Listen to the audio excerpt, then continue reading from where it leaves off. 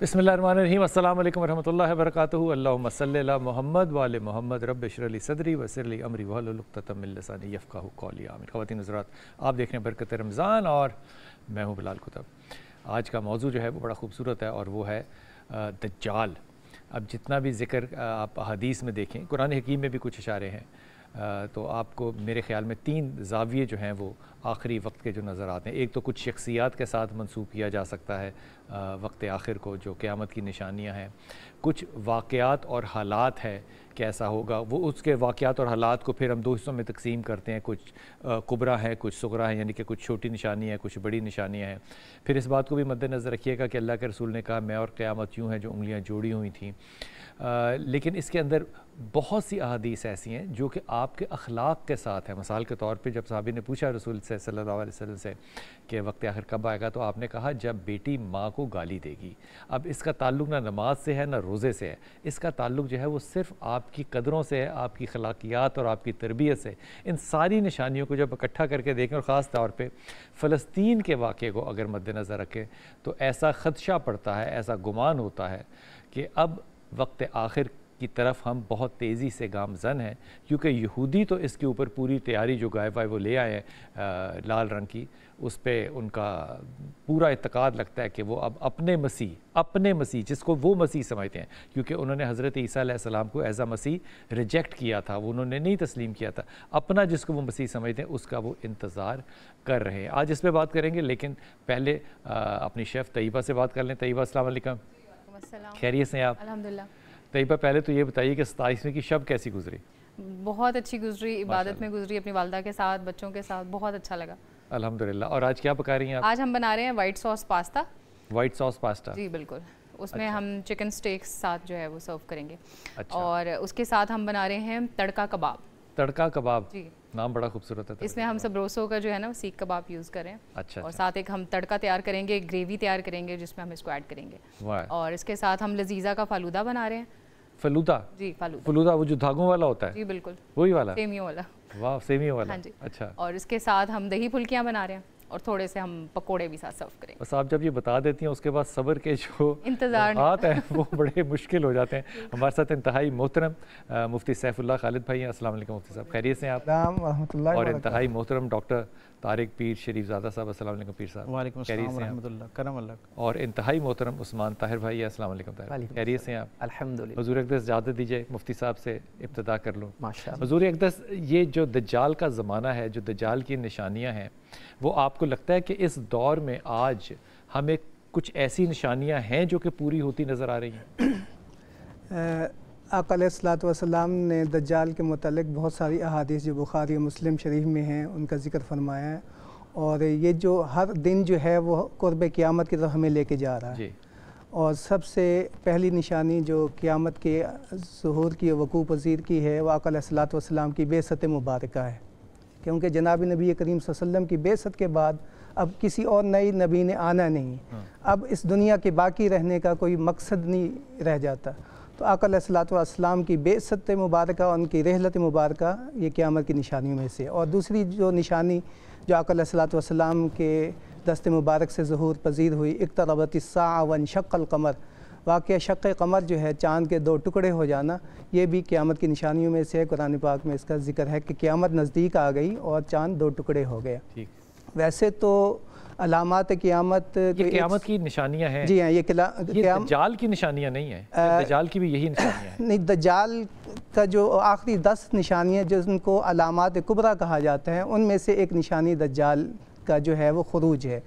اس سے پہلے جو ہے اس نے خروج کرنا ہے، خروج یعنی اس کا نکلنا، پیدا ہونا ہے؟ نہیں، خروج کے معنی نکلنے کے ہیں، یعنی کہ اس کا مطلب ہے کہ وہ پہلے سے موجود ہے اور وہ اس وقت وہ خروج کرے گا، نکلے گا، ظاہر وہ حدیث جو تمیم داری کی ہے اس کو مد نظر رکھے تو وہ اس دنیا میں ہی کہیں ہے، اسی دنیا میں کسی حضرت تمیم داری کی وہ مشہور حدیث ہے، اکثر سنی بھی ہوگی، کہ وہ ایک سمندر کے راستے پر تھے تو اور وہ راستہ بھول گئے تو کسی ایک جزیرے پہ پہنچ گئے، وہاں انہوں نے دیکھا کہ ایک جانور نما عورت کی شکل میں ہے اور اس کے جسم پر بہت بڑے بال ہیں، اور اس کو دیکھا تو اس سے پوچھا تم کون ہو اور یہاں کیا ہیں؟ تو اور وہ زنجیروں میں جکڑا ہوا تھا؟ نہیں، وہ جو جانور نما جو جساسہ تھا، تو اس سے پوچھا تم کون ہو؟ تو اس نے بتایا میں جساسہ ہوں۔ جساسہ یہ جاسوسی سے مشترک ہے، اس کے معنی یعنی کہ اطلاع دینا۔ تو وہ اپنے ساتھ لے گیا ایک ایسے مندر میں، پرانی ایک زمانے کی کوئی عمارت تھی، وہاں پر جو ہے دجال جو ہے وہ زنجیروں میں جکڑا ہوا تھا، اونچے قد کا تھا اور ہیبت ناک اس کی شکل تھی، اور احادیث مبارکہ میں بھی ہے کہ وہ ایک آنکھ سے کانا ہوگا اور اس کی ایک آنکھ ایسی ہوگی جیسے انگور کا پھولا ہوا ایک دانہ ہوتا ہے، اس طرح یعنی اس کے ماتھے پہ کافر لکھا ہوا، اور کافارہ یہ 3 الفاظ جو ہیں اس کے ماتھے پر جو ہے نمایاں ہوں گے، اور ہر شخص اس کو پہچان۔ کچھ یہ ملتا ہے کہیں سے جی، اس کو زنجیروں میں کس نے جکڑا ہوگا؟ یہ فرشتوں نے اللہ کے حکم سے اس کو جکڑا ہوا ہے، اور وقت جب اس کا وقت آئے گا تو پھر وہ آزاد کر دیا جائے گا، اور وہ پھر اس دنیا میں پھرے گا اور وہ خدائی کا دعویٰ کرے گا۔ خدائی کا دعویٰ کرے گا؟ خدائی کا دعویٰ کرے گا۔ نبوت کا دعویٰ کرے گا یا خدائی کا؟ حکومت کے ساتھ ساتھ جب ظاہر بات ہے جب خدائی کا دعویٰ ہے تو ساری کائنات کا وہ دعویٰ ہے کہ دعویٰ کرے گا کہ یہ سب کا مالک حاکم میں ہوں، سب کچھ میرے اختیار میں ہے، زندگی اور موت میرے اختیار میں۔ میں نے ایک روایت پڑھی ہے کہ اس میں رسول پاک صلی اللہ علیہ وسلم فرما رہے ہیں کہ حضرت نوح سے لے کے تمام نبی اور پیغمبر جو ہیں وہ دجال کی نشانیاں بتاتے رہے ہیں کہ ہمارے دور میں یہ ہوگا، ہمارے وہ اب دیکھیں حضرت نوح علیہ السلام اگر میں غلط ہوں 6 یا 8ویں نسل بنتے ہیں حضرت آدم سے، بالکل قریب ہیں، اور اگر ان کی تبلیغ کا دور دیکھا جائے تو تقریباً 950 سال ہے قرآن میں، لگ بھگ 10 صدیاں۔ تو اس کا مطلب یہ ہوا کہ آپ کی عمر طبعی زیادہ تھی۔ 4 آپ کے ماشاء اللہ تعالیٰ بیٹے تھے، جن میں سے کہ ایک بیٹا اور بیوی جو تھی وہ نہیں مانے، سارے جانور اکٹھے کیے انہوں نے۔ اب یہ ساری باتیں، کشتی کتنی بڑی ہو سکتی ہے جس میں دنیا کے سارے جانور وہ بھی جوڑوں میں اکٹھے کیے جا سکیں؟ بیٹوں کی آگے نسلیں نہیں پتہ چلیں کہ وہ 950 سال کی آپ کی طبعی عمر میں آپ کی تبلیغ کے باوجود کیا بنا۔ اب یہ ساری چیزیں اگر منطق سے دیکھی جائیں تو انتہائی غیر منطقی اور کسی اور دنیا کا ایک ڈومین نظر لگتا ہے، کوئی سمجھ میں نہیں آتی کہ ساری دنیا پانی میں کیسے آ گئی۔ ایمان کی بات الگ ہے لیکن سمجھ کی بات الگ ہے۔ اگر تب سے چل رہا ہے وہ دجال جو ہے، اس کا مطلب اس کا ایک پیریڈ میں رسول نے اشارہ تو دے دیا نا کہ یہ اس کی بگننگ ہے، اور رسول پاک صلی اللہ علیہ وسلم کا زمانہ بھی اس کے بیچ میں آتا ہے۔ یہ حضرت نوح علیہ السلام کے ساتھ اس کو کیوں رسول پاک صلی اللہ علیہ وسلم نے جوڑا کہ اس زمانے سے کیا یہ واقعی وہی زمانہ دوبارہ رپیٹ ہوگا جو حضرت نوح علیہ السلام کا ہے، یا ان نشانیوں کو ہم اپنے زمانے میں تلاش کریں گے؟ بسم رب محمد کریم علیہ السلام۔ سب سے پہلے تو یادآوری کا شکریہ، اور آج کا عنوان بھی بڑا ماجرہ پرور ہے، اور ماجرہ پرور سے زیادہ اس کے اندر جو تجسس کا ایلیمنٹ ہے میں سمجھتا ہوں وہ بہت زیادہ ہے، اور یہ ہر زمانے میں ہی جب اس کو زیر بحث لایا گیا، تجسس کے نئے یعنی دریافت کچھ ہوا یا نہیں ہوا، لیکن تجسس کے نئے زاویے، نئی راہیں، نئے امکانات جو ہے نا وہ کھلتے رہے۔ سو اس اعتبار سے جتنا یہ قصہ پرانا ہے میں سمجھتا ہوں اتنا ہی اس کے ساتھ تجسس بھی جو منصوبہ وہ پرانا ہے۔ حضرت نوح علیہ السلام پہلی وہ ہستی ہیں جن کی نسبت سے سرکار دو عالم صلی اللہ علیہ وسلم نے ہمیں یہ احوال دیا کہ جب آپ کشتی سے نیچے اترے اور آپ کو گویا آپ کے ساتھ جو آپ کے وابستگان تھے جو حقیقت میں آپ کی امت کہلائی، کیونکہ حضور نے اس کے لیے جو حدیث میں لفظ استعمال کیا ہے کہ جو آپ کے ساتھ کشتی میں سوار ہو گئے تھے وہی اصل میں حقیقی امت تھی آپ کی، یعنی اصل میں آپ کی بات انہوں نے ہی مانی، اصل میں وہی لوگ آپ کے 950 سال کی محنت کے بعد یہ چند لوگوں کا اثاثہ جو ہے کمائی لے کے اللہ کی بارگاہ میں جب وہ زمین پر اترے، اور پہلی دفعہ اترتے ساتھ ہی جب ان کا ایک قدم زمین پہ تھا دوسرا قدم کشتی میں تھا تو وہ سجدہ ریز ہو گئے حضرت نوح علیہ السلام کے، میں گویا اتنے لوگوں کو بھی اللہ کی نافرمانی سے نکال کر یہاں لیا۔ انہوں نے یہ نہیں کہا کہ میں عذاب سے نکال کے لایا، انہوں نے کہا میں نے اللہ کی نافرمانی سے اتنے لوگوں کو نکال کے لانے پر سجدہ شکر ادا کر رہا ہوں۔ پھر آپ کا احوال ملتا ہے کہ وہاں پر بھی آپ نے حضرت نوح علیہ السلام نے دجال کے فتنے سے امان کی جو ہے وہ دعا کی ہے، اور اپنے پھر جب آخری وقت آپ کا آتا ہے اور جس وقت وہ معروف روایت ہے رسالت امام صلی اللہ علیہ وسلم سے بھی اس کی نسبت ہے کہ حضور نے یہ بات بتائی کہ جب آپ موجود تھے اور آپ آدھی جو ہے وہ جھونپڑی کے اندر موجود تھے، اور آدھی جھونپڑی ابھی زیر تعمیر تھی اور پانی پڑ رہا تھا، بارش ہو رہی تھی، آپ کی پنڈلیوں کے اوپر پانی پڑ رہا تھا، اور اسرائیل آیا اور اس نے آ کے پوچھا کہ آپ کو اللہ نے اتنی طویل عمر عطا کی تو آپ ایک اپنا گھروندہ بھی مکمل نہیں کر پائے؟ تو انہوں نے کہا کہ آج سے 850 سال پہلے میں اسے مکمل کر رہا تھا، تکمیل کے دوران تعمیر کے مراحل میں تمہارا خیال آ گیا، تو میں نے سوچا کہ جب تم نے آ جانا ہے تو پھر اتنا وقت بھی کیوں ضائع کیا جائے کہ اس جھونپڑی کو مکمل کیا جائے، تو میں اللہ کو راضی کرنے میں لگ گیا۔ تو خیر وہ یہ بتاتے ہیں کہ جس وہ آخری لمحہ تھا تو آپ نے حضرت اسرائیل کو کہا، جناب نوح علیہ السلام نے، کہ ایک لمحے کا توقف کرو، اسے روکا اور کہا کہ وہ آپ ذرا اونچے مقام پر آپ کا وہ خیمہ وہ تھا، جھونپڑی جو بن رہی زیر تعمیر جھونپڑی تھی، تو آپ نے اس بارش کی حالت میں وہیں سے اپنی اولاد کو آواز دی جو قریب کے تھے۔ وہ سب جب قریب آ گئے تو آپ نے ان کو 5 دعائیں سکھائیں، وہ بڑی معروف بات ہے، وقت نہیں ورنہ میں ان کو ایک ایک کر کے بیان کرتا ہوں۔ اس میں آخری جو دعا تھی نا وہ اسی دجال سے حفاظت کی دعا تھی۔ تو اس کا مطلب یہ ہے کہ یہ ان سے لے کر اور پھر جتنے انبیاء و مرسلین کا احوال اس وقت تک ہمارے پاس موجود ہے، سب کے ہاں سب نے اپنے اپنے حوالے اپنے اپنے زمانے میں اپنے سامعین کو، امتوں کو تو بتایا ہی بتایا، اپنے سامعین کو جنہوں نے ان پر ایمان نہیں لایا اور بطور نبی ان کو نہیں قبول کیا، ان کو بھی انہوں نے 2 باتیں لازمی بتائیں، ایک بشارت کی اور ایک نظارت کی۔ بشارت سرکار دو عالم صلی اللہ علیہ وسلم کے تشریف لانے کی، اور نظارت جو ہے وہ دجال کی جو ہے دنیا کے اندر آنے کی اور اس کی گمراہی سے اپنے آپ کو محفوظ کرنے کے حوالے سے۔ حضرت تمیم داری کا آپ نے تذکرہ کیا، اور ظاہر سب سے معروف، سب سے معتبر، سب سے تفصیل سے جو احوال ملتا ہے دجال کو سمجھنے کے حوالے سے وہ وہی حدیث ہے جسے حدیث تمیم داری کہتے ہیں۔ آپ کی اجازت سے بس ایک فکرہ میں چاہوں گا کہ سامعین و ناظرین کے سپرد ہوتا جائے۔ یہ تمیم داری جو ہے نا، میری ان کے ساتھ بڑی ایک والہانہ محبت اور رغبت ہے، اور اس کا سبب یہ ہے کہ یہ میرے کریم آقا کے ایسے پسندیدہ صحابی ہیں کہ حضور مغرب کی اذان بلند ہوئی اور نسبتاً توقف کے بعد حضور مسجد نبوی کے اندر تشریف لائے اپنے کاشانہ نور سے، تو حضور نے دیکھا کہ آج ایک عجیب معاملہ ہوا جو اس سے پہلے نہیں ہوتا تھا، اور وہ کیا تھا کہ مسجد نبوی کے اندر روشنی ہوئی تھی، چراغ جلا ہوا تھا۔ تو سرکار دو عالم صلی اللہ علیہ وسلم نے حضرت بلال حبشی سے پوچھا کہ یہ روشنی کس نے کی؟ تو انہوں نے ڈرتے ڈرتے کہا کہ تمیم داری نے کی، اور جب انہوں نے یہ کہا تو حضرت تمیم داری جو تھے وہ مسجد نبوی کے اندر ایک ستون کی اوٹ میں ہو گئے کہ شاید میں نے کوئی ایسا عمل تو نہیں کر دیا کہ جو حضور کی مزاج پہ گراں گزرا ہو یا حضور کو ناپسند ہو۔ حضور نے کہا کہاں ہے تمیم داری، حالانکہ حضور ان کو دیکھ چکے تھے۔ حضور نے اپنے قریب بلایا، ان کے ماتھے پہ بوسہ دیا اور ان کو کہا کہ تمیم داری تم نے اللہ کے گھر میں روشنی نہیں کی ہے، اپنی قبر میں روشنی، تم نے اپنے گھر میں روشنی نہیں کی، اپنے قبر میں روشنی کی۔ تو حضرت تمیم داری کی نسبت سے یہ ہمیں احوال جو دجال کا سب سے نمایاں اور معتبر حوال ملتا ہے۔ حضور نے فرمایا کہ آپ نے جب یہ حدیث پوری بیان کر دی، قبلہ نے اس کا ایک نمایاں حصہ بیان کر دیا، اس کا آخری حصہ بڑا غور طلب ہے۔ حضور نے فرمایا جب یہ حدیث مکمل کر دی نا تو احوال مکمل کیا کہ وہ عیسائی تھے اور اس طرح وہ 2 قبیلوں کو 40 لوگوں کے ساتھ سفر پر نکلے اور پھر کئی مہینے بھٹکتے رہے اور پھر یہ سارا واقعہ ہوا۔ جب یہ واقعہ بیان کر لیا نا تو حضور اپنی جگہ جہاں بیٹھے ہوئے تھے نا وہاں سے کھڑے ہوئے، اور حضور نے اپنے ممبر کے اوپر وہ جو آسا مبارک تھا نا اس کو 3 دفعہ مارا۔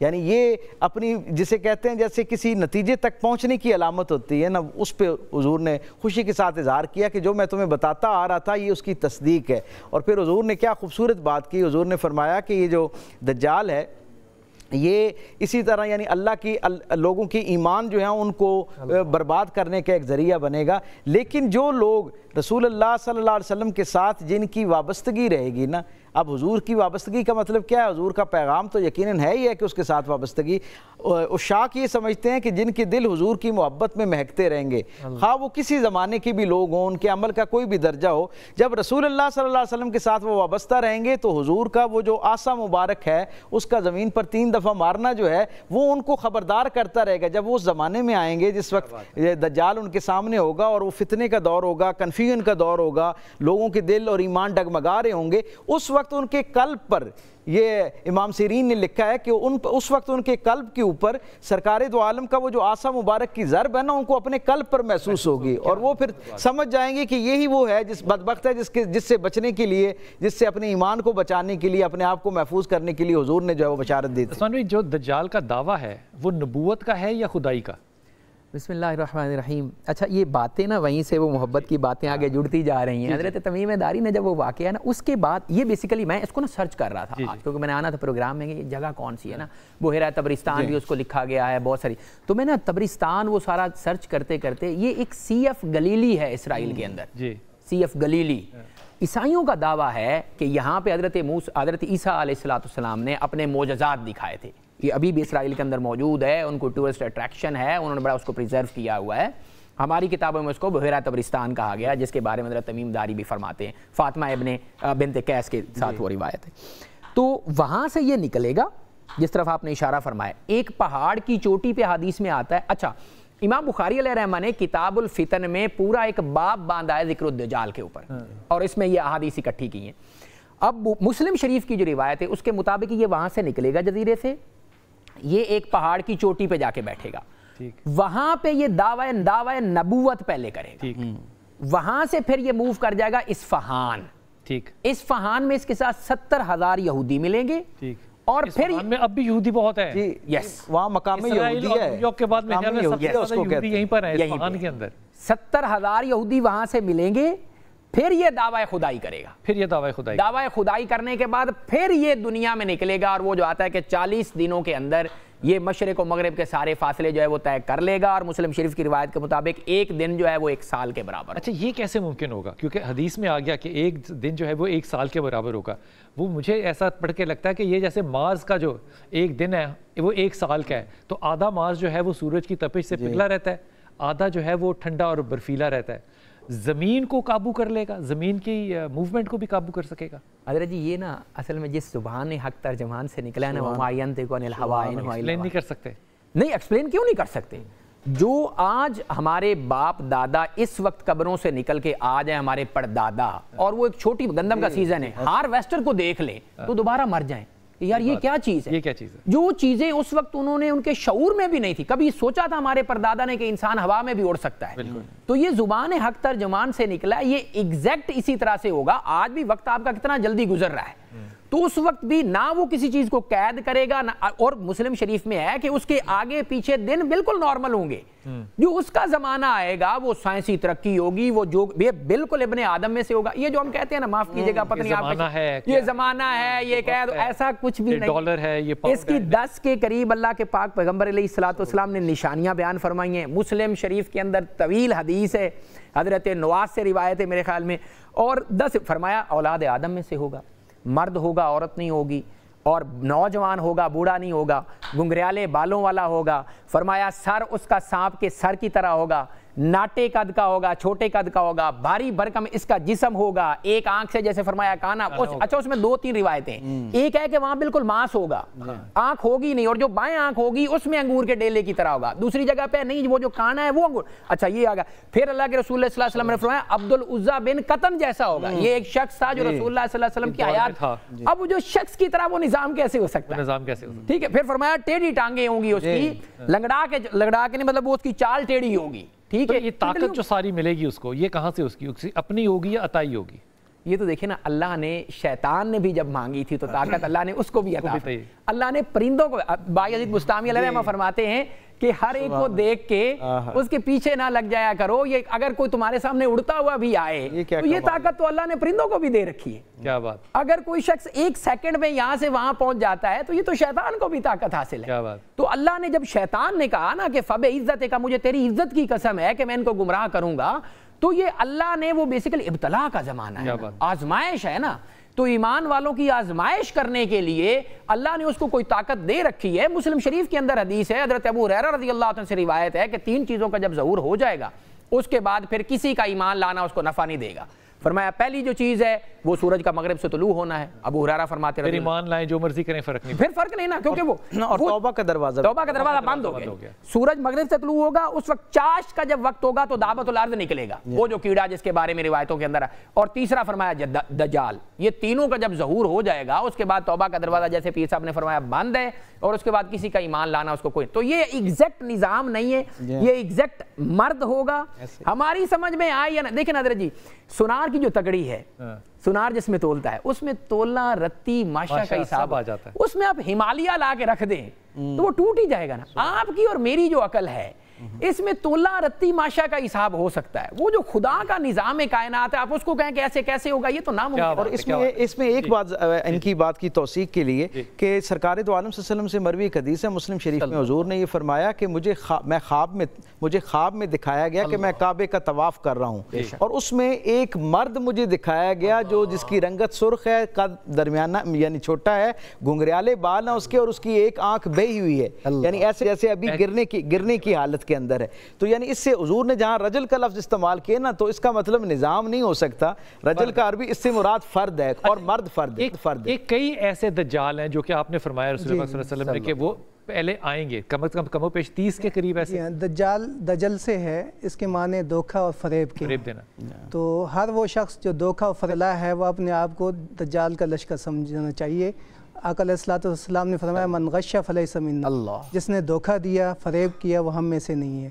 تو ایسے لوگوں کو جو مکر اور فریب اور دھوکے میں ہے, جی وہ دجال بھی ہے اسی کی طرف کیوں دھوکہ دینا. دھوکہ آقا علیہ الصلوۃ والسلام نے فرما دیا وہ ہم میں سے نہیں ہے, تو وہ اس کو پھر اپنا متعین کر لینا چاہیے کہ ہمارا راستہ کیا ہے. تو دجال کے معنی جتنے لوگ ابھی تک آئے ہیں اور کئی لوگوں نے نبوت کے دعوے بھی کیے ہیں, یہ حدیث مرفوع حدیث بھی دجال ہیں.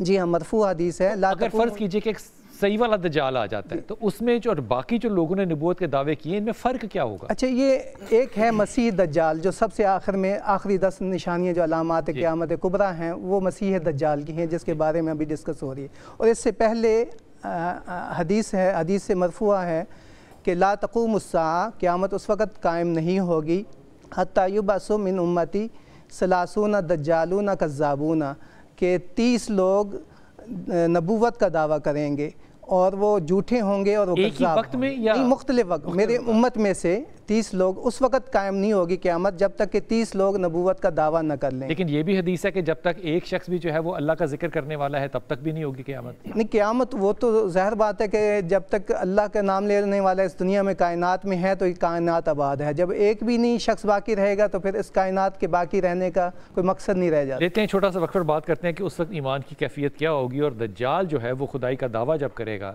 تو اس کے پاس اس کی نشانیاں کیا ہوں گی جو وہ ظاہر کرے گا. واپس آئیے.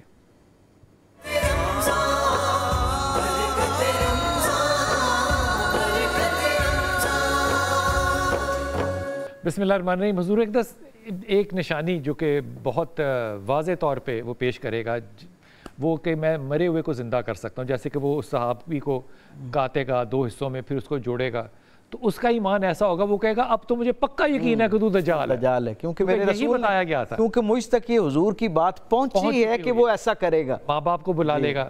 دیکھو صحابی نے رسول پاک صلی اللہ علیہ وسلم سے پوچھا کہ جب وہ ماں باپ کو مارے گا اور ان کو زندہ کرے گا تو کیا وہ واقعی میرے ماں باپ ہوں گے؟ تو آپ کا جملہ بڑا اہم ہے, اس جیسے. یہ نہیں فرمایا کہ وہ, ایسے ہی کہا اس جیسے. تو اس جیسے سے جو میں مراد سمجھا عثمان, میں یہ سمجھا کہ جب وہ ڈالی کریٹ ہوئی تھی سنگل سیلولر, تو وہ سنگل سیل سے کچھ بھی کریٹ کر سکنے کی شاید اتنی سائنٹیفک ڈیولپمنٹ ہو چکی ہو کہ وہ ایک سیل سے دوبارہ ری جنریٹ کر دیتا ہو, یا یہ طاقت جو زندہ کرنے کی ہے اس سے کیا مراد ہے؟ دیکھیں حدیث کی ایک الفاظ مجمع الزوائد کی حدیث مبارک ہے کہ جس وقت یہ خروج کرے گا نا, یہ جب مقام یہودہ پر پہنچے گا تو 70,000 یہودی اس کے ساتھ ملیں گے اور 70,000 شیاطین کا گروہ اس کی نصرت کو آ جائے گا. اس کے خلاف لڑنے کے لیے جو واقعہ ہے کہ وہ کون سے لوگ ہوں گے جو گروہ آئے گا؟ جی ہاں, اب نہیں, یہ جو اس کے ساتھ ہوں گے نا جب یہ وہاں سے مسلمانوں پر چڑھائی کے لیے خراسان کی طرف آئے گا تو اس وقت اس کی حالت یہ ہوگی کہ 70,000 لوگ اس کے ساتھ مقام یہودہ سے جو انسان ہوں گے وہ ہوں گے اور 70,000 شیاطین ہوں گے, اور وہ اس طرح سفر کر رہے ہوں گے کہ ان کے گھوڑے آپس میں بار بار لگا کھائیں گے, یعنی بار بار گھوڑے آپس میں ٹکرائیں گے. اس کا مطلب یہ ہے کہ ایک قوت تو وہ ہوگی جو ظاہر میں انسانوں کی شکل میں اس کے ساتھ ہوگی,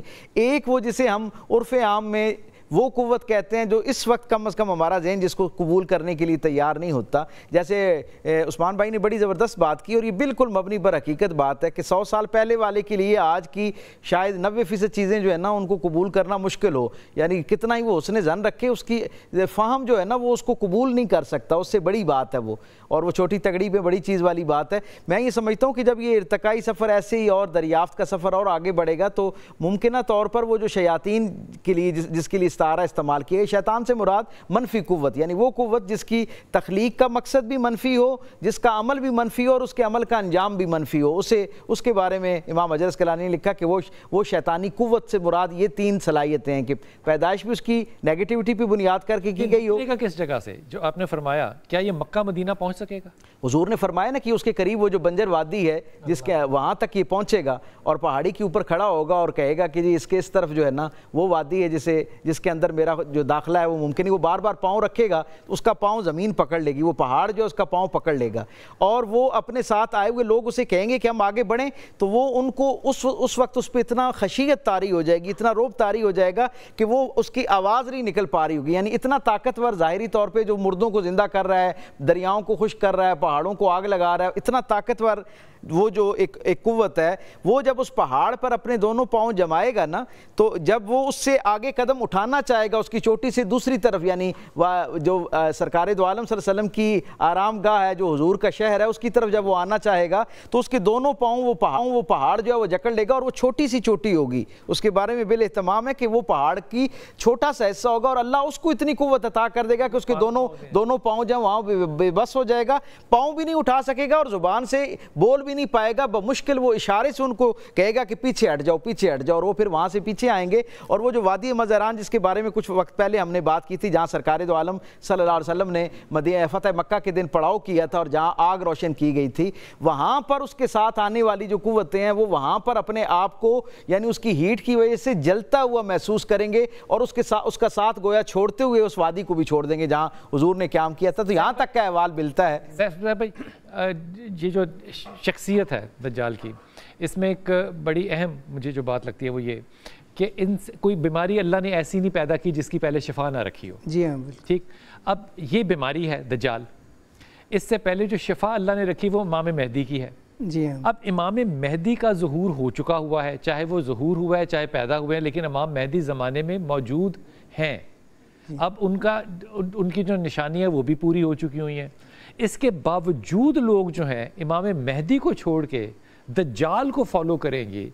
کیوں؟ اس پہ فرق کیا ہے؟ امام مہدی کے پاس کوئی معجزہ نہیں ہوگا, اس کے پاس معجزات ہی کہہ سکتے ہیں, اور کیا کہہ سکتے ہیں, شوبدہ کہہ سکتے ہیں, کچھ ایسا لفظ کہہ دیں. لوگ مہدی علیہ السلام کے ہوتے ہوئے دجال کو فالو کریں گے, حضرت امام مہدی, اور یہ مسلمان ہوں گے. جی ہاں.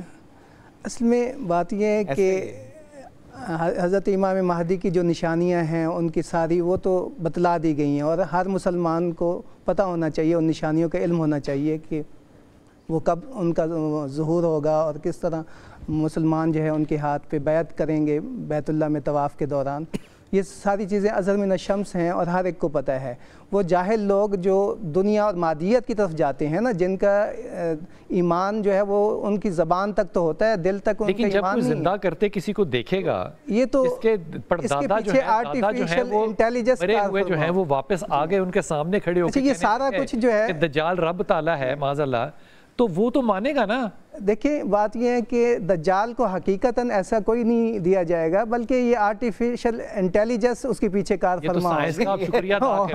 آپ دیکھ رہے ہیں کہ یہ سارا سائنس نے آپ کو بتایا کہ آرٹیفیشل انٹیلیجنس ہوگی اس کے پاس, اس کی وہی کار فرما ہوگی. حقیقتاً وہ نہیں ہوگا جو دکھا رہا ہوگا, وہ آنکھوں کا دھوکہ ہوگا. اور وہ اس کا مطلب یہ ہوا کہ آرٹیفیشل انٹیلیجنس سے جو بھی کریٹ کر لیا جائے حلال ہے. نہیں, ایسا نہیں ہے کہ اب اگر آپ نے اس کو حلال حرام کی طرف لے کے آئیں تو بڑی مشکل میں پھنس جائیں گے. آخر ہم اس طرف نہیں جانا چاہتے, حلال حرام کی, حلال ہے یا ناجائز ہے, آرٹیفیشل علم ہے. یہ ایک علم ہے, لیکن یہ علم کو آپ کو حرام نہیں کہنا چاہیے, حلال کہنا چاہیے. اللہ کے رسول نے کہا کہ میں نے ہر علم والے پہ علم والا قائم کیا. علم توفیق ہے, تو اس کو اون کرنے میں کیا حرج ہے. اچھا, یہ بڑی انٹرسٹنگ چیز ہے کہ یہ کب ظاہر ہوگا. تو ایک مرفوع حدیث ہے حضرت معاذ بن جبل سے کہ انہوں نے فرمایا کہ عمران و بیت المقدس خراب و یثرب, یعنی کہ بیت المقدس کی آبادی مدینہ منورہ کی خرابی کا سبب ہوگی. و خراب و یثرب خراج و ملحمت. یہ جو بیت المقدس ہے اس کو گرایا جائے گا؟ نہیں, بیت المقدس گرایا نہیں جائے گا, بلکہ یہ آباد ہو جائے گا.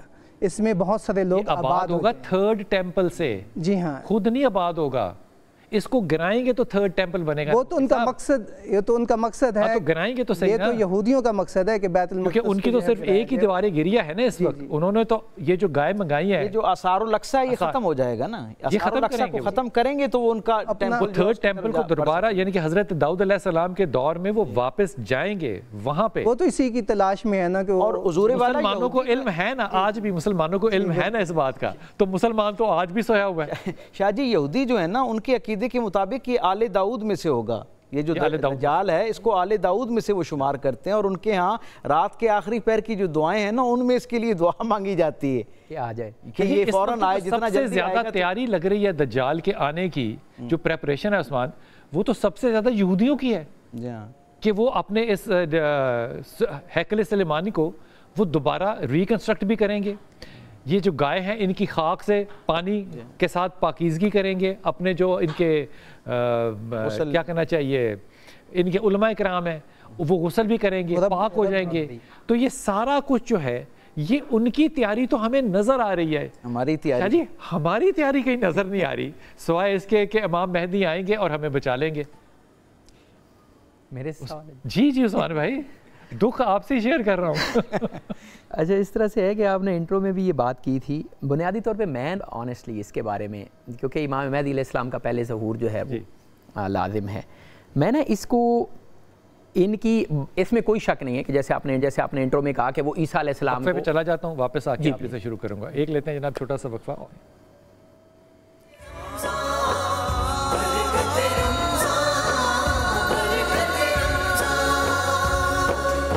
بسم اللہ الرحمن الرحیم. دو چیزوں کا جو ہے وہ بڑا تذکرہ جو ہے وہ آپ ہمیشہ تاریخ کی روایتوں میں پڑھیں گے. ایک تو آپ میسوپوٹیمیا جو دجلہ اور فرات کے درمیان کی جگہ ہے، اس کو آپ ہمیشہ دیکھیں گے کہ یہاں پہ بہت سے نبی اور اللہ کے پیغمبر جو ہے وہ اس جگہ نزول آئے اور اس سرزمین پہ رہے، جو کہ آج کل اگر دیکھیں تو وہ عراق کی سرزمین بنتی ہے.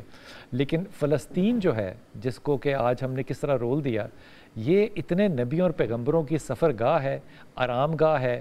اور ابھی مجھے ڈاکٹر پیر طارق صاحب بتا رہے تھے کہ یہ حضرت تمیم داری جو ہیں وہ ہیں بھی فلسطینی اور ان کی قبر بھی فلسطین میں. آپ غور کیجئے کہ کہاں ہم نعرے لگانے والے کہ ہماری جانیں قربان اور ہمارے بچے قربان اور ہمارے ماں باپ قربان، اور جب یہ سارا کچھ ہو رہا ہے تو یہ نیند غفلت سے جو ہے وہ جاگ ہی نہیں رہے. عثمان بھائی اس بات کو کیسے ایکسپلین کریں کہ جو اس کی جنت ہوگی جو اس کو لے گا دجال کی، وہ دوزخی ہوگا، اور جو اس کی دوزخ کی اس کی آگ میں چھلانگ لگائے گا وہ جنت کی نہر میں چھلانگ لگائے گا. ایک ہاتھ میں اس کے دوزخ ہوگی، ایک ہاتھ میں یہ ایک ہاتھ میں دوزخ اور جنت کیسے ہوگی یہ بھی سمجھائیے. اچھا نا، اس سے بھی اگلی بلال صاحب بات ہے کہ اللہ کے رسول اللہ صلی اللہ علیہ وسلم بعض حدیث میں اس طرح سے بھی آتا ہے کہ ایک ہاتھ میں اس کے نہر بھی ہوگی اور ایک اس کے پاس مطلب گوشت کا پہاڑ بھی ہوگا، اس طرح کی باتیں بھی ہیں. اچھا یہ وہی بات ہے کہ یہ محفوق الفطرت فی الحال ہمیں لگ رہی ہے کہ اس طرح سے کیسے ہو سکتا ہے، جیسے 100 سال پرانے بندے کو آج کی چیزیں محفوق الفطرت لگتی تھیں، ایگزیکٹلی ہمارے لیے بھی اسی طرح سے. لیکن ہے یہ ایگزیکٹ جو فرمایا گیا ہے بالکل اسی طرح سے ہونا ہے، یہ تشبیہ نہیں ہے، یہ بالکل تشبیہ نہیں. اللہ کے رسول اللہ صلی اللہ علیہ وسلم نے بالکل کلیئر فرمایا، مسلم شریف میں ہے کہ اگر وہ تمہیں آگ کی طرف بلائے تو بیسیکلی اندر سے وہ ٹھنڈی ہوگی، وہ بیسیکلی پانی ہوگا، وہ بیسیکلی جنت ہی ہوگی. اور اگر جنت کی طرف بلائے تو بیسیکلی نار ہوگی، آگ ہوگی، وہ جہنم ہوگی. آنکھ پہ یقین نہیں کرنا، عقل پہ یقین نہیں کرنا، اللہ کے رسول کی زبان پہ یقین کرنا، اس کی شعبدہ بازیوں پہ یقین نہیں کرنا. وہ جو آخری وقت میں، کیونکہ اللہ کے رسول صلی اللہ علیہ وسلم نے فرمایا نا کہ 3 زلزلے آئیں گے مدینہ منورہ میں، 3 زلزلے آئیں گے. اور وہ جو قبلہ سیف اللہ صاحب فرما رہے تھے وہ بالکل بخاری شریف کی حدیث ہے، لا تقوم الساعۃ حتی تنفی المدینۃ شرارہا. پیر صاحب بیٹھے ہوئے کہ قیامت اس وقت تک قائم نہیں ہوگی جب تک مدینہ اپنے شریر لوگوں کو باہر نہیں نکال دے گا. تو ان 3 اگل دے گا بالکل. تو فرمایا کہ یہ 3 زلزلوں کے بعد وہ کافر بھی نکل جائیں گے، منافق بھی نکل جائیں گے اور جا کے اس کے ساتھ مل جائیں گے. جب وہ اس کے ساتھ ملیں گے اس کے بعد والا جو معاملہ ہے پھر اس کا جا کے دمشق میں جہاں پہ حضرت عیسیٰ علیہ السلام 2 زرد چوگے پہن کے اولے پہن کے وہ وہاں پہ 2 فرشتوں کے اوپر ایسے ہاتھ رکھ کے اس سفید مینارے کے اوپر اتریں گے. وہاں امام مہدی علیہ السلام کی اقامت کے اندر وہ پڑھیں گے نماز پڑھنے کے بعد باہر نکلیں گے. ایک جملہ مجھے بتائیے، اس سارے زمانے میں جب وہ دجال سب کو کافر کر رہا ہوگا، امام مہدی علیہ السلام کیا کر رہے ہوں گے؟ اللہ رب العزت نے حسن ترتیب کے ساتھ معاملات بیان کر رکھے ہیں، اور رسول رحمت صلی اللہ علیہ وسلم نے اتنی تفصیل سے ان پر بات ہی اسی وجہ سے کی ہے تاکہ لوگ ان واقعات کو آپس میں گڑبڑ نہ کر دیں. یعنی ایسا اعلیٰ حسن ترتیب ہے، یعنی ایسے لگتا ہے جیسے سب کچھ میرے کریم آقا جو ہے وہ اپنی نگاہ نبوت سے دیکھ رہے ہیں اور ہمیں بتا رہے ہیں کہ پہلے ایک واقعہ ہونا، پھر اس کا زمانہ متعین کرتے ہیں، پھر اگلا جو اس کا اگلا جو اشارہ ہے وہ ہے یہ جو بات کر رہے تھے نا شعبدہ کاری والی. بس ایک بات اس میں کر دوں، یہ جو دجال ہے نا یہ دجل سے نکلا ہے، اور عربی زبان کے اندر شعراء دجل کا لفظ استعمال کرتے تھے سراب کے لیے، یعنی جو چیز دیکھنے میں کچھ اور نظر آتا ہے اور ویسے ہوتا ہے. بسم اللہ.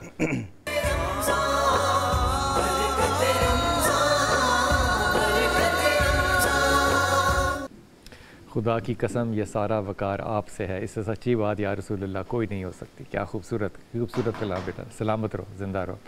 ہمیں وقفے میں جوائن کیا ڈاکٹر ظاہر لطیف بھائی نے۔ السلام علیکم ڈاکٹر صاحب، خیریت سے ہیں آپ ڈاکٹر صاحب؟ جی الحمدللہ۔ ڈاکٹر صاحب ہم آپ کے آنے سے پہلے بات کر رہے تھے دجال کی، دجال کے زمانے کی، دجال کی نشانیوں پہ۔ آپ اپنی پہلے رائے اس پہ واضح فرما دیجیے کہ آپ دجال کو کیسے سمجھتے ہیں، کیا چیز ہے؟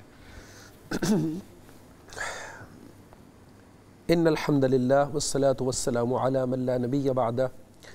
بہت بہت شکریہ آپ کا اس پروگرام کے لیے، آپ نے مجھے مدعو کیا۔ قرآن و سنت کی روشنی میں چند باتیں جی بسم اللہ، جو ہو جائے وہی ہمارے لیے اور آپ کے لیے سعادت کی بات ہے، سننا اور سنانا، اس سے اچھی کوئی بات نہیں۔ اچھا جی، جہاں تک اس بات کا تعلق ہے کہ دجال کا کانسیپٹ ہمیں اس کو قرآن و سنت کی روشنی میں کس پرسپیکٹیو میں، کس سینیریو میں دیکھنا چاہیے۔ دیکھیے، یاد رکھیے کہ یہ ایک بہت بڑا فتنہ، ایسا فتنہ کہ نبی خدا صلی اللہ علیہ وآلہ وسلم نے فرمایا کہ اللہ تعالیٰ نے جب سے زمین و آسمان پیدا کیے ہیں اس سے بڑا فتنہ پیدا ہی کوئی نہیں کیا۔ یہ ایک بہت بڑی امتحان، بہت بڑا امتحان، بہت بڑی آزمائش، اتنی بڑی آزمائش کہ ایک مرتبہ آپ علیہ السلام گھر تشریف لائے، اماں عائشہ موجود تھیں اور رو رہی تھیں۔ فرمایا عائشہ کس چیز نے تجھے رلا دیا؟ فرمانے لگیں کہ نبی خدا مجھے دجال سے متعلقہ جو آپ کے فرامین ارشادات ہیں وہ یاد آ رہے تھے، اور مجھے اس کے اتنے خوفناک امتحان اور آزمائش پر جس پہ وہ اہل ایمان کو بھی مبتلا کرے گا، مجھے اس پر رونا آ گیا۔ تو آپ نے فرمایا عائشہ اگر میرے ہوتے ہوئے وہ آ گیا تو میں آپ سب لوگوں کی طرف سے میں کافی ہو جاؤں گا، اور اگر میرے بعد وہ آیا تو پھر یاد رکھنا تمہارا رب اندھا یا کانا نہیں ہے، ان ربکم لیس بأعور، تمہارا رب اندھا نہیں ہے۔ تو یاد رکھیے دجال، بے شک یہ آپ کا سوال تو ویسے as a whole in general بہت وسیع پرسپیکٹیو میں ہے، میں یہاں پر اس کو چند چیزوں میں مطلب کیٹیگرائز کروں گا تاکہ چیزوں کا سمجھنا آسان ہو جائے۔ دیکھیں لفظ دجال جو ہے یہ دجل سے ماخوذ ہے، دجل یدجلو، یعنی چیزوں کو خلط ملط کر دینا، باہم ملا دینا، مکس اپ کر دینا، کذب، فریب، دھوکہ، ایز اے ہول اس کو وسیع تر براڈ سینیریو میں دیکھیں تو دھوکہ اور فریب کے معنوں میں ہے۔ تو نبی کریم صلی اللہ علیہ وسلم کے اس فرمان کی روشنی میں کہ ہر نبی نے اندازہ لگائیے، انبیاء اکرام کی تعداد ایک بڑی تعداد، گو کہ 1,24,000 ایک معروف عدد تو ہے، گو کہ سندن یہ بات ٹھیک نہیں، لیکن بہرحال ایک بہت بڑی تعداد میں انبیاء اور رسل گزرے۔ تو یاد رکھنا چاہیے کوئی بھی ایسا نبی نہیں گزرا جس نے اپنی امت کو اس فتنے سے نہ ڈرایا ہو۔ یہ فتنہ ہے، زمانہ ہے یا فرد ہے؟ ہاں، اب رہ گی بات کہ یہ زمانہ ہے یا فتنہ ہے۔ دیکھیں انسان کی صورت میں ایک بہت بڑا امتحان ہے، یہ فرد ہی ہوگا۔ اس کی بہت سی انٹرپریٹیشنز آج کے جدید مفکرین بھی کر رہے ہیں، اور دلچسپ بات ہے یہود و نصارہ کے ہاں بھی اس کی بڑی انٹرپریٹیشنز ہیں۔ جی وہ تو تیاری میں بھی ہیں۔ ہاں تیاری میں ہے، گو کہ اس پہ تیاری پر بھی انشاءاللہ بات ہوگی، ابھی اس کا آنا خیر واقع نہیں، کیونکہ احادیث کے ایک وسیع تر مطالعہ سے ہمیں پتہ چلتا ہے ابھی دور ہے اس کا معاملہ، ایسا نہیں۔ ہاں لیکن یہ ضرور ہے کہ دجال کو اس امر کا بڑی شدت سے انتظار تھا جو آج ہو رہا ہے، ہمیں نظر آ رہا ہے۔ یعنی غزہ پر جو قیامت گرائی جا رہی ہے نا، یہاں یہ علاقہ اصل میں شام کہلاتا تھا نبی کریم صلی اللہ علیہ وسلم کے دور میں۔ یہ بیت المقدس ہے، فلسطین ہے، اردن ہے، لبنان ہے، اور خود شام کا جو سیریا جسے آج ہم کہتے ہیں، یہ سارا علاقہ شام کہلاتا تھا۔ تو دجال سے ایک صحابی کی ملاقات کرنا بھی ثابت ہے، تمیم داری، جی بالکل، حضرت تمیم داری سے متعلقہ ایک لمبی حدیث ہے بخاری شریف میں، جی بالکل، اس میں بخاری مسلم میں اس کے ریفرنسز موجود ہیں، اور بھی جگہوں پر اس کا مطلب ذکر موجود ہے۔ تو اس نے سب سے پہلا سوال جو حضرت تمیم داری سے کیا نا، وہ یہ کہا کہ مجھے بیسان کے نخلستان کی خبر دو، اور یہ شام میں ہے، شام کے اندر موجود وہ نخلستان ابھی تک کھجوریں باغ پھل لاتا ہے، یعنی اس کا مطلب کہ ابھی ویران نہیں ہوا وہ، اس کو پریشانی یہ کہ اس کی ویرانی میرے نکلنے کا ذریعہ بنے گی۔ بحیرہ تبریہ میں موجود پانی کی خبر دو، وہاں بھی پانی ہے، جی بالکل پانی ہے۔ پھر کہا کہ عربوں کے اندر آنے والے نبی کی مجھے خبر دو، جی نبی ان کا آ چکا ہے۔ کہا اس کا سٹیٹس کیا ہے؟ کہا مکہ سے مدینہ ہجرت کر کے وہ نبی جا چکا ہے۔ کہا کہ اب آیا اس نبی کے ساتھ لوگوں نے جنگیں کی، جی بالکل جنگیں ہو چکی ہیں۔ کہا کیا رزلٹ نکلا؟ کہا وہ نبی اپنے گرد و نواح پر غالب آ چکا ہے۔ اس پر اس نے حیرت کے مارے، خوشی کے مارے کہا کیا واقعی ایسا ہو چکا ہے؟ کہا جی ہاں بالکل، لوگ اس کے مطیع ہو چکے ہیں۔ تو دجال نے کہا لوگوں کے لیے بہت اچھی بات ہے کہ لوگ اس کی اطاعت کریں، اور کہا کہ پھر اس کا مطلب یہ ہے کہ عنقریب مجھے نکلنے کی اجازت دی جائے گی. اور دلچسپ بات یہ کہ شام اور اس کے گرد و نواح کے علاقوں کی اسے بڑی یہ گوڑا مطلب بڑا مشتاق تھا وہ کہ آیا شام دیکھا بھالا لگتا ہے. جی بالکل, اب برباد ہوا کہ نہیں ابھی تک شام, تو اسی کی اس کا خبر تھی کہ وہ نخلستان کھجوریں لانا بند کر دیں. اچھا اس پہ یہ بھی فرمائیے کہ امام مہدی علیہ السلام تو تشریف لا چکے ہوئے ہیں جی, اور پھر دجال کا جو ہے وہ ظہور ہو رہا ہے. جی تو امام مہدی کے جو لوگ ہیں ان کے آنے کی وجہ سے مسلمانوں میں اتنا ذوق اور اتنا ایمان نہیں ہے کہ وہ دجال کو ریجیکٹ کر لیں یا اس کی پہچان کر لیں؟ نہیں, ڈیفینیٹلی. دیکھیں امام مہدی کا جو ظہور ہے نا بیسک, وہ خروج الملحمہ یعنی جنگوں کے وقوع پذیر ہونے کے وقت میں ہوگا اصل میں. جی, امام مہدی اور ان کے جو معاونین لوگ ہوں گے صاحب ایمان اور بہت مضبوط طاقتور ایمان والے لوگ ہوں گے جو ان کے معاونین بنیں گے. بیسیکلی ہمیں یوں محسوس ہوتا ہے قرآن و حدیث کی روشنی میں کہ امام مہدی کی جنگوں کا تسلسل لگ بھگ اب ختم ہوا چاہتا ہوگا. امام مہدی بالعموم فاتح بن کر لوگوں کے سامنے آ چکے ہوں گے. یہ ان کی اپروکسیمیٹلی آخری فتح ہوگی جو وہ ہند کی طرف بھیجیں گے, اپنا ایک لشکر بھیجیں گے, اور یہاں کے جو حکمران ہوں گے فاسق و فاجر ان کو زنجیروں میں جکڑ کر لے جائیں گے واپس شام کی طرف. امام مہدی کا لشکر لے جائے گا, وہاں پہنچیں گے تو خبر ملے گی کہ دجال آ چکا ہے. اچھا اس کے ساتھ وہ جو ہمیں حضرت عیسیٰ علیہ السلام کا نزول ملتا ہے وہ بعد میں ہے. ہاں جی, لیکن اس میں یہ ہوگا کہ دجال آ چکا ہے. جی, حضرت عیسیٰ علیہ السلام آئے ہی اور پھر آپ کی لڑائی ہے ان کے ساتھ. اور وہ آ کر یہی پوچھیں گے کہ تمہیں اس خبیث کی طرف نکلنے میں کون سی چیز مانے ہے, کیوں نہیں نکل رہے؟ تو وہ کہیں گے یہ تو ایک جناتی قسم کا انسان ہے, یہ تو ہمارے قابو میں نہیں آنے والا. ایکچولی بیسیکلی اللہ تعالیٰ نے اسے ایسی صفات سے متصف کیا ہے, ایسی کوالٹیز اللہ نے اسے عطا کی ہیں کہ وہ اتنی بڑی امتحان آزمائش کے طور پر زندہ کو مردہ کو زندہ کر ڈیفینیٹلی آف کورس, جنت ایک ہاتھ میں, دوزخ ایک ہاتھ میں. بلکہ بہت سے معاملات میں یوں محسوس ہوتا ہے جیسے وہ لوگوں کے لیے انویزیبل بھی ہو جائے گا, اچانک غائب ہو گیا, سمجھ نہیں آ رہی بھی اس کو کون مارے, اس کے کون قابو کر سکتا ہے. اچھا ہم اس بات پہ ہمیشہ نا سیف بھائی بڑی پرائیڈ لیتے رہے ہیں کہ ہم کیونکہ امتی ہیں رسول پاک صلی اللہ علیہ وسلم کے, تو ہمارے ایمان کو عشق رسول جو ہے وہ کیونکہ ٹھوک ٹھوک کے بھرا ہوا ہے, تو ہمیں اپنے ایمان سے کوئی نہیں ہٹا سکتا الحمدللہ. ہم الحمدللہ. اب غور فرمائیے کہ رسول پاک صلی اللہ علیہ وسلم کے خاندان سے نام عبداللہ باپ کا, ماں کا نام فاطمہ, خود جو ہے وہ مہدی, اب وہ تشریف لا چکے ہیں, جنگیں کر چکے ہیں, ان سے سیاہ جھنڈے والے جو ہے وہ ان کے جھنڈے کے نیچے آ چکے ہیں, یہاں تک وہ تشریف لا چکے ہیں. اس کے باوجود وہ جو سارے لوگ ہیں وہ قبول کیسے کر لیں گے جبکہ نشانیاں رسول نے بتائی ہیں, اس کی ایک آنکھ ہوگی, وہ یہ جنت لے گا, وہ یہ دوزخ لے گا. یہاں لگتا نہیں ہے کہ بنیادی طور پہ جتنی ہم پر امید ہیں بحثیت امت رسول پاک صلی اللہ علیہ وسلم, بنیادی طور پہ اتنا پکا ایمان نہیں ہے ہمارا کہ ہم جنت دوزخ دیکھیں اور اس دوزخ میں جنت کو نہ دیکھ سکیں اور اس جنت میں دوزخ کو نہ دیکھ سکیں.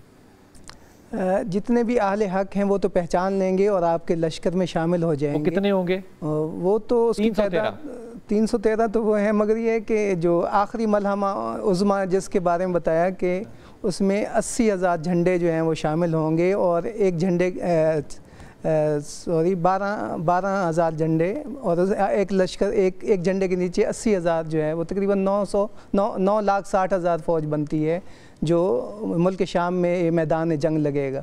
تو یہ آخری جنگ ہوگی, اور اس کے بعد فتح قسطنطینیہ حدیث میں الفاظ ہیں, ایک ملحمہ کبریٰ ہوگی, بڑی جنگ عظیم, اور اس کے بعد یہ جب ہم کہتے ہیں کہ جنگ آخری میدان ہوگا, جنگ کا میدان ہوگا, اور اس کے بعد موت کو زندگی دے رہا ہے, جو جنت اور دوزخ کے اوپر قابض ہے اور اپنے ہاتھوں میں لے کے پھر رہا ہے.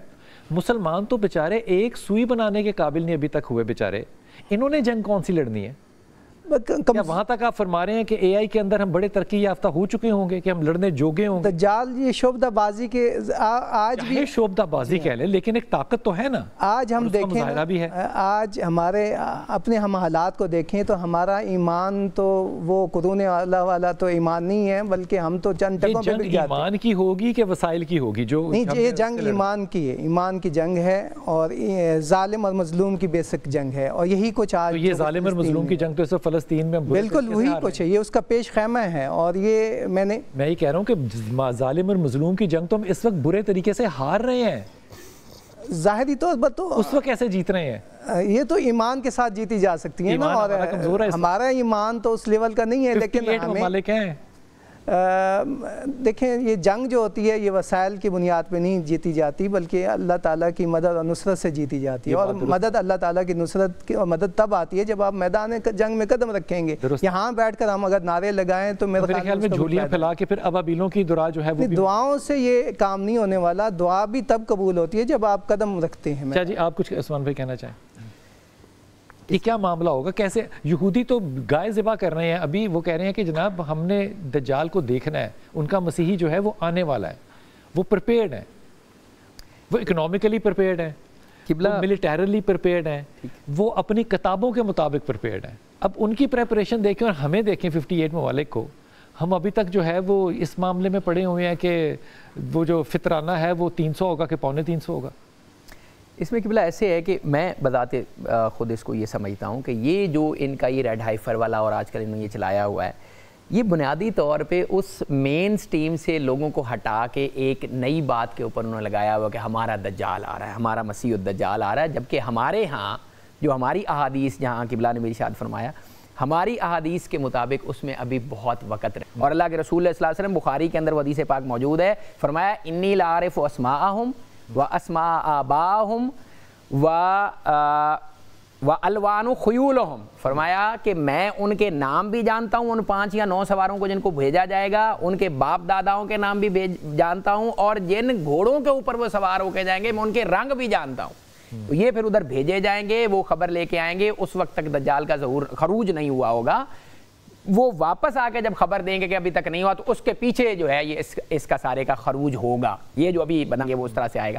اس کے بعد پھر عیسیٰ علیہ السلام جب مسجد سے نکلیں گے اقامت کے بعد، وہ پھر مقام لد، یہ لد آج بھی وہاں موجود ہے اسرائیل کے اندر، 2 پہاڑوں کے درمیان، لد کے اندر انہوں نے وہاں پہ ایک وہ مینارہ سا بھی بنایا ہوا ہے، کمرہ سا بنایا ہوا ہے جہاں پہ اس کا قتل ہوگا۔ قتل ہونے کے بعد پھر ایک جماعت ظاہر ہوگی جن کا ایمان محفوظ ہوگا، جس طرف آپ اشارہ فرما رہے تھے، ان کی مٹی صاف کریں گے، ان کے دستے شفقت پھیریں گے حضرت موسیٰ علیہ السلام، اللہ پھر ان کو فرمائے گا کہ ان کو لے ایک مخلوق میں نے ایسی بنا رکھی ہے۔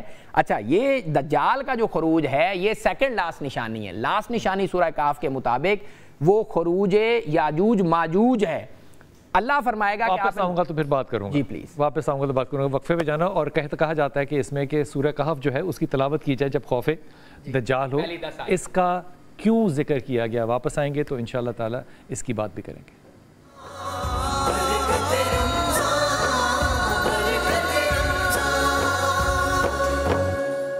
بسم اللہ الرحمن الرحیم۔ ہمیں وقفے میں جوائن کیا ہے آسمہ فرحاد نے، جو کہ صدر ہیں گو گرین ویلفیئر سوسائٹی کی۔ بہت بہت ویلکم، السلام علیکم آپ کو۔ آپ تعارف کروائیے گا گو گرین سے مراد، تو ہمیں لگتا ہے کہ پودے وغیرہ لگانے کا کوئی سلسلہ ہے گو گرین کا؟ جی ایسا ہی ہے، گو گرین ویلفیئر سوسائٹی جو ہے ہم کچھ خواتین نے مل کر بنائی ہے، اور موسٹلی ویسے ہم لوگ شعبہ تعلیم سے ہم لوگوں کا ہے منسلک ہیں، لیکن یہ ہے کہ جب ہم اپنے ارد گرد نظر دوڑاتے ہیں تو بہت سارے ایسے کام ہیں جو ہمیں لگتا ہے کہ ہماری کیپیسٹی میں ہے، ہم کر سکتے ہیں، اچھا، تو اور ہم کرنا بھی چاہتے ہیں، اس لیے بھی گو گرین ویلفیئر سوسائٹی، جیسا کہ آپ کو بھی لگا ہے کہ یہ obviously it's all about greenery and plantation، تو ہمارا جو پہلا پروجیکٹ تھا وہ پلانٹیشن کے اوپر ہی تھا، اور ہم چاہ رہے تھے کہ لاہور شہر جس نے اپنی ذرا خوبصورتی بہت زیادہ کمپرومائز کر دی ہے ڈیو ٹو دس اربنائزیشن اور جتنا بھی انفراسٹرکچر ڈیولپ ہو رہا ہے، تو اس کو ہم کچھ ریسٹور کر سکیں۔ تو ہمارا ایک پروجیکٹ تو یہی ہے کہ ہم اسکول کے بچوں کے ساتھ مل کے، تاکہ ان میں ایک شعور بھی پیدا ہو اور وہ اپنے ہاتھ سے درخت لگائیں، تو ہم لاہور شہر میں درخت لگاتے ہیں۔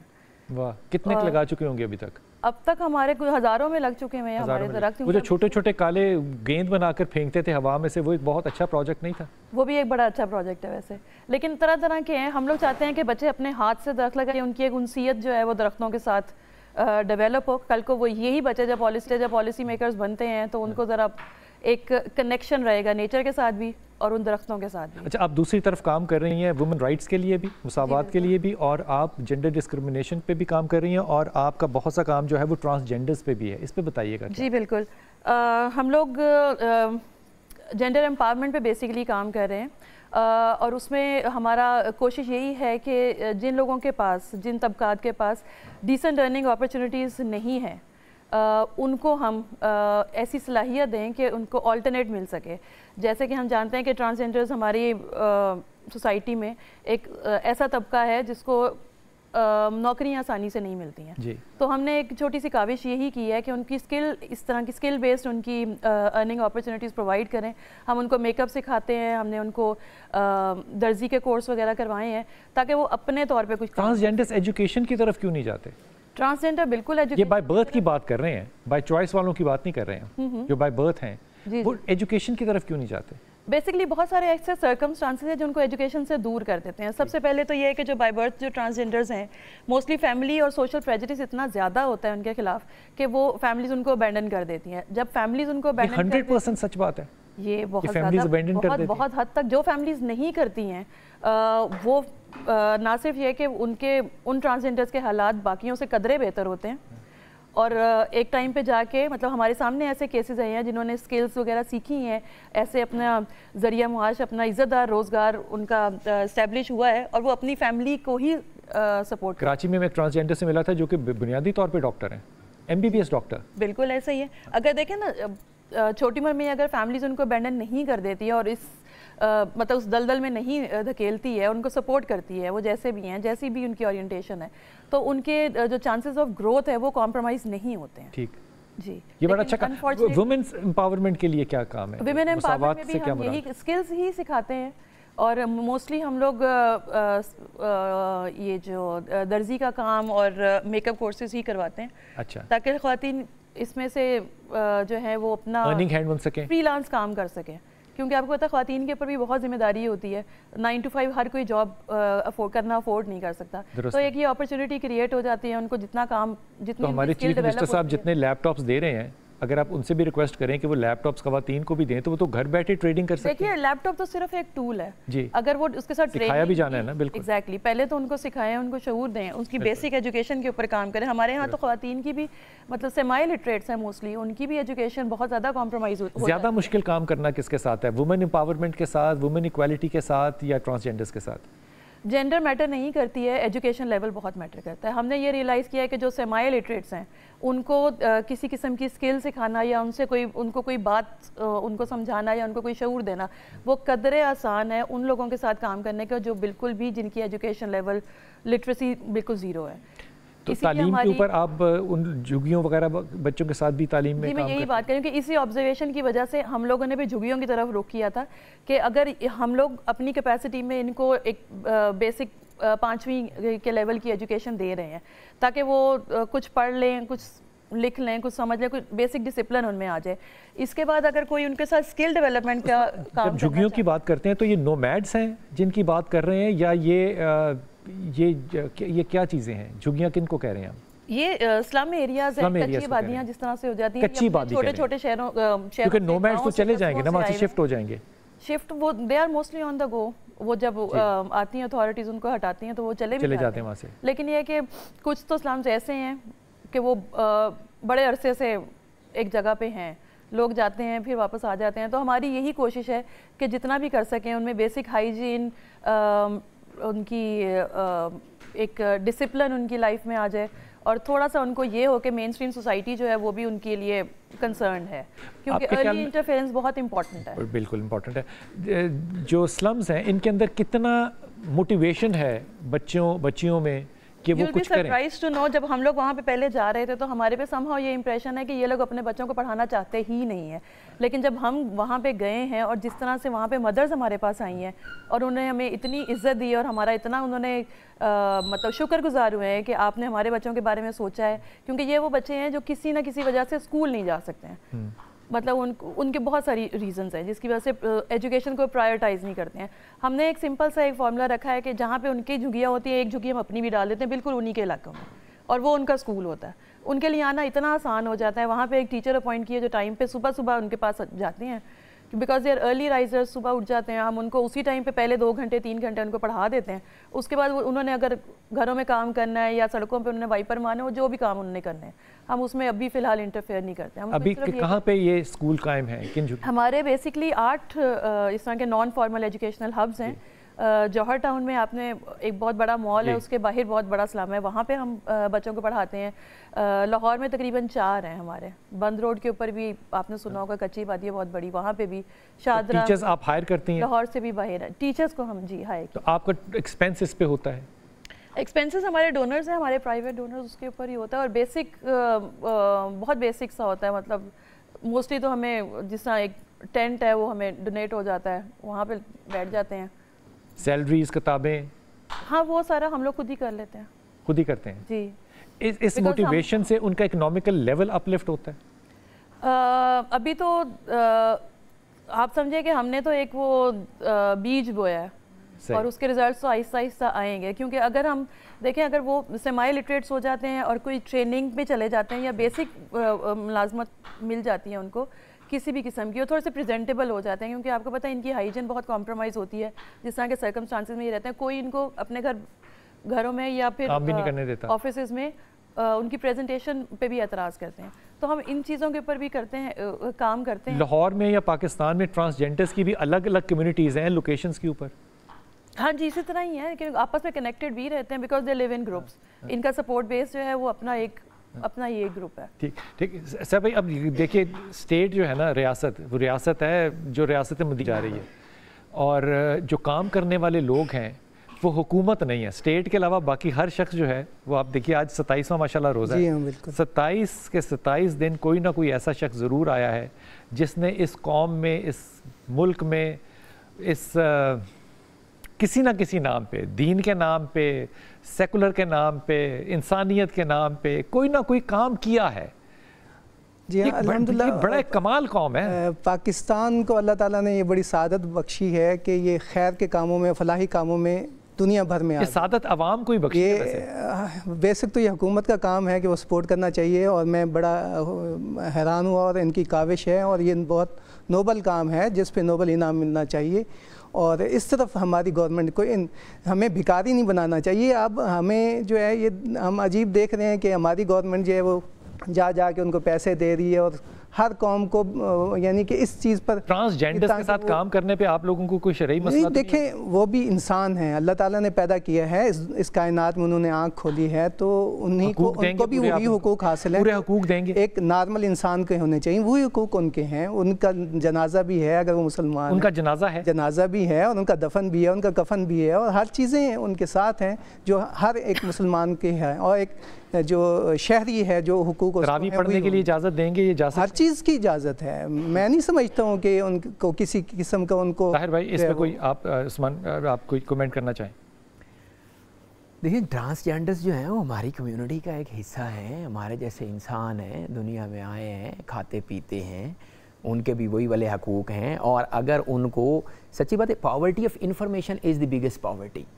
ان کو اگر یہ مطلب life is always on a learning کرو, ان کو یہ لرننگ کرو ملا ہی نہیں ہے. وہ جس معاشرے میں آنکھ کھولی, جیسے میڈم بتا رہی تھی کہ گھر والوں نے بھی ابینڈن کر دیا, تو اس وجہ سے وہ سوسائٹی کا اس سٹریٹا بن جاتا ہے علیحدہ سے. اگر ان کو یہ والی اپرچونٹیز ملیں گی, آپ نے جیسے خود فرمایا ڈاکٹرز بھی ہیں, ان سے انجینئرز بھی بن رہے ہیں, وکیل بھی بن رہے ہیں. اب تو گورنمنٹ نے ان کا کوٹا رکھ دیا ہے نوکریوں میں کہ جب جینڈر کی بات ہوتی ہے تو میل فیمیل ساتھ ٹرانسجینڈر کا علیحدہ سے کوٹا آتا ہے. ان کو اپرچونٹیز اب گورنمنٹ بھی دے رہی ہے اور سوسائٹی بھی ان کو اس طرح سے ایکسیپٹ کر رہی ہے. اور ان کے اپنے اندر بھی سب سے بڑی بات ہے کہ یہ شعور اب آ چکا ہے کہ سگنلز پہ کھڑے ہو کے مانگنے سے بہتر ہے کہ میں اپنے آپ کو کوئی ایسی ووکیشنل ٹریننگ اپنی ایٹ لیسٹ لے لوں کہ میں کسی جگہ سے باعزت باروزگار ہو کے اپنے. یہ دیکھیے ہم کہنا بڑا آسان ہے سگنل پہ کھڑے ہو کے مانگنا. آپ سوچیں سی عربی میں مقولہ المرء یقیس بنفسہ, ہر بندہ دوسرے کو اپنے جیسا سمجھتا ہے. سگنل پہ کھڑے ہو کے حضرت جی مانگنا بہت مشکل بات ہے. لیکن یہ بات بھی غور فرمائیے کہ کمال بات ہے کہ آسمہ فرحات جو ہیں یہ خاتون ہے, اور ایک خاتون جو ہے وہ اس معاشرے میں ایک فرق ڈالنا چاہتی ہے. اور اگر ایک خاتون اس معاشرے میں فرق ڈالنا چاہتی ہے تو میرے خیال میں اس میں میرا اور آپ کا جو ہے نا وہ فلسطین والا حساب نہیں ہونا چاہیے کہ وہ مریں نہ وہ مرضی ہو. ہم چل کر کے اپنے کمرے میں بیٹھے رہیں. ہمیں اپنے آپ کا اپنا کردار جو ہے وہ ان کے ساتھ دینا چاہیے. اگر آپ کچھ اور نہیں کر سکتے تو اپنی دعاؤں میں تو یاد ضرور کر سکتے ہیں, لیکن آپ ان کے ہاں جائیں, آپ ان کے ساتھ پارٹیسپیٹ کریں, آپ 1 ڈے ٹریننگ پروگرام لیں, آپ ان کے ساتھ اویئرنیس لیں, پودا لگائیں, کسی غریب بچے کو پڑھائیں, کسی کچی بادی میں جائیں. کچھ نہ کچھ ایسا ضرور ہے جو کہ ایز اے کمیونٹی ہم بھی کر سکتے ہیں. اور اگر ہم نہیں کرتے آسمان تو ہم ایک بہت زیادہ irrelevant قسم کے لوگ ہو گئے کہ ہم اس میں وہ پارٹیسپیشن جو ہے وہ کرنا سوچتے نہیں ہے کہ میرا بھی, آپ اسما کر رہی ہے تو بس اسما جو ہے وہ کرتی رہے. کوئی ایسی بات, کوئی ایسی اپیل جو حکومت وقت سے یا زندہ دل آنے مومنین سے آپ کرنا چاہیں؟ دیکھیں حکومت کے ساتھ ہم نے بھی کافی مل کے کام کیا ہوا ہے. حکومت بھی اپنی کیپیسٹی میں بہت کر رہی ہے. بات یہ ہے کہ ہماری حکومت بھی بہت غریب حکومت ہے, اس کے پاس اتنے پیسے بھی نہیں ہیں جتنے اس کے وسائل اتنے نہیں ہیں جتنے ہمارے مسائل ہیں. تو بات یہ ہے کہ میں تو یہ سمجھتی ہوں کہ کسی کو کرٹیسائز کرنے یا گورنمنٹ کے اوپر صرف ڈالنے سے بہتر ہے کہ آپ جو بھی کر سکتے ہو اپنی کیپیسٹی میں ایٹ لیسٹ کوشش تو کریں. ہمارے ذمہ کوشش ہے ہماری جتنی بھی, اور یقین سم ٹائمز ایسے ہوتا ہے کچھ کام ایسے بھی ہم نے ہاتھ ڈالا ہے جس میں بالکل بھی نہیں لگ رہا تھا کہ ہم کر سکیں گے, لیکن وہ شاید اللہ تعالیٰ نے وسیلہ بنانا ہوتا ہے. کام تو وہ مقدر میں جو لکھا ہوتا ہے وہ ہونا ہوتا ہے, کسی کا بھلا ہونا ہوتا ہے تو ہو جاتا ہے. آپ کی خوش قسمتی یہ ہے کہ آپ نے انیشیٹو لیا تو آپ اس کا وسیلہ بن گئے. مجھے لگتا ہے کہ ہماری جو پریویلیج کلاس ہے یا ویسے بھی ہم لوگ اپنے طور پہ ہر انسان کو وسیلہ بننے کی کوشش ضرور کرنی چاہیے, اس پہ گیو اپ نہیں کرنا چاہیے. بہت شکریہ, بہت شکریہ آپ تشریف لائیں. میں اپنے تجربے سے اپنے گمان میں یہ بات کہ میں نے ابھی تک کوئی بھی خدمت خلق کرنے والا جو کہ انسانی خدمت, انسانیت کی خدمت کر رہا ہوں بنیادی طور پہ, میں نے ان کو نہیں دیکھا جو کہ وسیلے کو اپنا کیا کہنا چاہیے اپنا موٹیو نہ بناتے ہوں کہ ہم صرف وسیلہ ہیں. وہ اپنے اوپر پرائیڈ نہیں لیتے, صرف اپنے آپ کو وسیلہ سمجھتے ہیں. جو مقدر پہ یقین نہ رکھتے ہو, ان کے اندر وہ جو ایک مذہبی رنگ ہے وہ آپ کو کہیں نہ کہیں نظر ضرور آئے گا.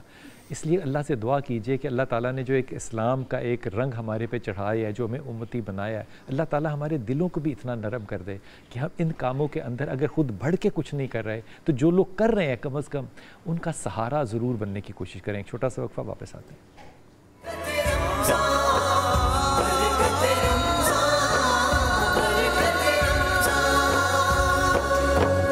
بسم اللہ الرحمن الرحیم. سب سے پہلے تو دیکھتے ہیں جناب کہ آج افطاری پہ ہمیں ملے گا کیا. آج جو کچھ تیار ہو چکا ہے اس کی خوشبوئیں جو ہیں وہ ہمارے ناک, حلق, کان, آنکھ, ناک سب نے سونگھی ہیں ماشاء اللہ تعالیٰ. کیا کیا تیار ہو چکا؟ لذیذہ کا فلودہ بھی تیار ہے. واہ. اور اس کے ساتھ دہی پھلکیاں بھی تیار ہیں. یہ فلودہ تو رکھ دیں آپ پیچھے فریزر میں. جی بالکل. اور لوگوں سے کہیں کہ آج بنا ہی نہیں ہے. اچھا ٹھیک. اور تڑکا کباب بھی ریڈی ہیں. واہ. اور صرف یہ جو پاستا ہے اس پہ میں نے اسٹیک کٹ کر کے اوپر لگانی ہے اور پکوڑے فرائی کرنے. واہ واہ. اچھا بہت شکریہ جی. ابھی اب تھوڑا سا وقت رہ گیا. حضور اکبر ڈاکٹر صاحب آپ کو اس بات میں شامل کرتا ہوں. یہ جو یاجوج ماجوج ہیں حضرت ذوالقرنین علیہ السلام کے ساتھ جو منسوب پہ سارا واقعہ چلتا ہے, میں نے جو حدیث پڑھی اس میں وہ ایک دیوار کو چاٹ رہے ہیں اور اس دیوار کے اندر اتنا جو ہے وہ ہول جو ہے وہ ہو بھی چکا ہے. یہ دنیا کا معاملہ ہے یا کوئی اور دنیا کا معاملہ ہے, اور انہوں نے کب آنا ہے؟ دیکھیں جی, اس میں کوئی شک نہیں کہ یہ دنیا ہی کا معاملہ ہے. کوئی ایسی سپیس, کوئی مقام ایسا ابھی تک سٹل ان ناؤن. دیکھیں ابھی تک پتہ چلتا ہے کہیں نہ کہیں کھدائی ہوئی پورے کا پورا شہر نیچے سے آباد نکلا ہے. بڑے بڑے ڈیزرٹ, صحرا یا بہت سے ایسے مقامات جن پر ابھی تک انسانوں کی عموماً رسائی نہیں. واللہ علم کہ اللہ تعالیٰ نے کہیں کوئی ایسی مخلوق ضرور پیدا کر رکھی ہے. عباسی خلفاء کے دور میں ایک خلیفہ گزرا ہے واسق باللہ.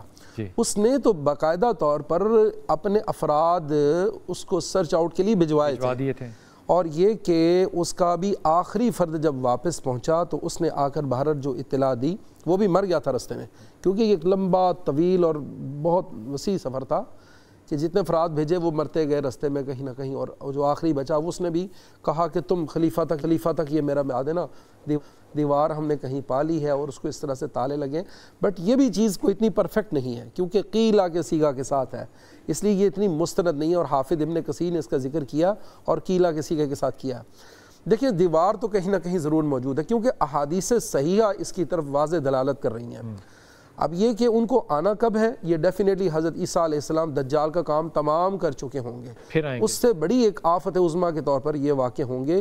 اور دلچسپ یہ ہے کہ حضرت عیسیٰ علیہ السلام اس کا تو کریا کرم کر ڈالیں گے دجال کا, ان کو نہیں قابو کر سکیں گے. حضرت عیسیٰ علیہ السلام ان کے معاملے میں بھی بے بس ہوں گے کیونکہ اتنی بڑی تعداد میں اللہ تعالیٰ نے ایسے لوگ پیدا کیے ہیں جن کے چہرے کوٹی ہوئی ڈھالوں کی طرح سے, ناک ان کے جیسے بھینے ہیں اور چھوٹے قد کے لوگ ہیں. جی اب دیکھیں بہت سارے لوگوں نے, کسی نے کہا یہ جیپنیز ہیں, چائنیز ہے, کورین ہے, یہ وہ, بہت سارے لوگوں نے یہاں آ کر غلطی کھائی ہے. دیکھیں قیامت کی جو علامات ہیں اس میں بہت کچھ رسول اللہ صلی اللہ علیہ وسلم نے تمثیلاً استعارتاً بیان کیا ہے, بلکہ خود صحابہ اکرام ایون انکلوڈنگ پروفٹ محمد صلی اللہ علیہ وسلم اٹ سیلف.